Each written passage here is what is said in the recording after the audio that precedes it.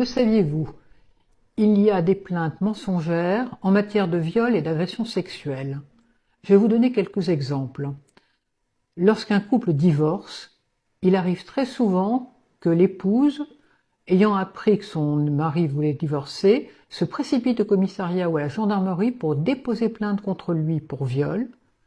Comme ça, elle espère que les enfants ne verront plus leur père et en fait elle se venge de sa décision de divorcer.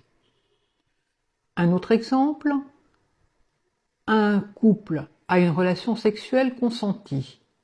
Pour monsieur, c'est juste une relation sexuelle d'un soir, et pour madame, eh bien, c'est peut-être le début d'une grande histoire. Madame ne supportant pas que monsieur ne la rappelle pas, elle va déposer plainte pour viol. Un autre exemple, une jeune étudiante qui se prostitue et loue ses services comme escorte dépose plainte contre un de ses clients. Elle explique que le premier rapport sexuel était consenti, mais que le deuxième, il l'a forcé.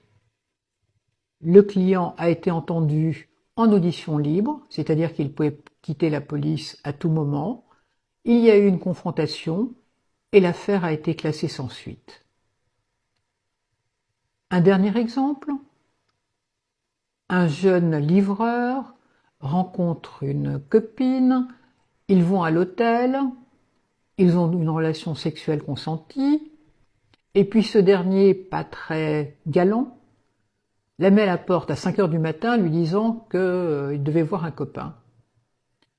À 8 heures, la jeune fille est au commissariat et dépose plainte. Cela étant, comme le veilleur de nuit de l'hôtel a dit qu'elle était venue et qu'elle avait l'air tout à fait consentante, eh bien il y a eu un classement sans suite.